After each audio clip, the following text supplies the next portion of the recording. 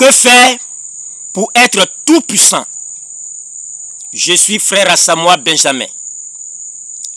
Si Dieu est tout puissant, comme il a lui-même dit, je suis le Dieu tout puissant. Genèse 17, verset 1.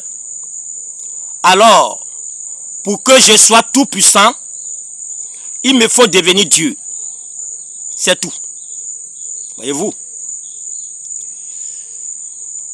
Là, je pourrais vaincre le diable et les génies, le monde et les richesses du monde. En un mot, le péché et la mort. Or, c'est de la volonté de Dieu que l'homme soit tout puissant.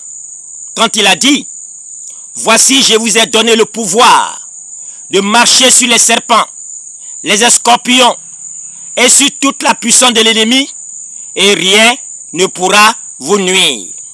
Luc 10, verset 19.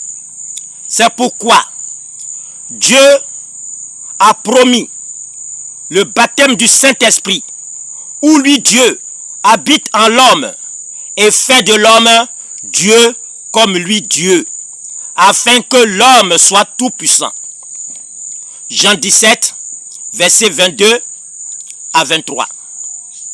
Notez bien, c'est quand un homme devient Dieu que le diable et les génies tremblent devant lui, parce qu'il est tout puissant.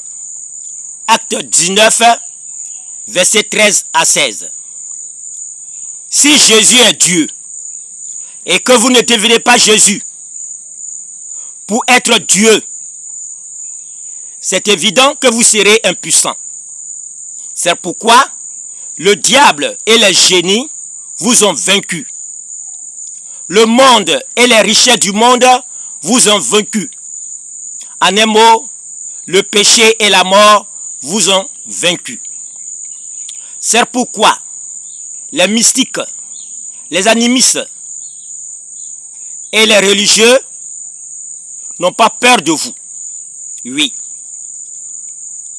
Et disent que Jésus n'est point Dieu. Voyez-vous?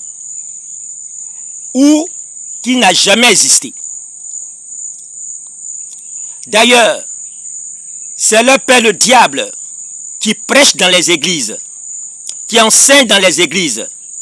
Et ce n'est pas étonnant que ceux qui vont dans les églises, ceux qui sont dans les églises, la plupart sont des sorciers et des génies, c'est-à-dire de faux hommes.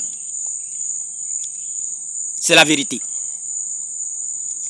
Vous les humains, sortez du milieu d'eux, car vous êtes appelés à devenir Dieu pour avoir la puissance de Dieu. Acte 26, verset 18. Alors, que Dieu vous baptise du Saint-Esprit pour devenir le Dieu tout-puissant, Jésus-Christ de Nazareth. Enfin, de faire de vos ennemis votre marchepied et enfin d'hériter le royaume des cieux. Soyez bénis.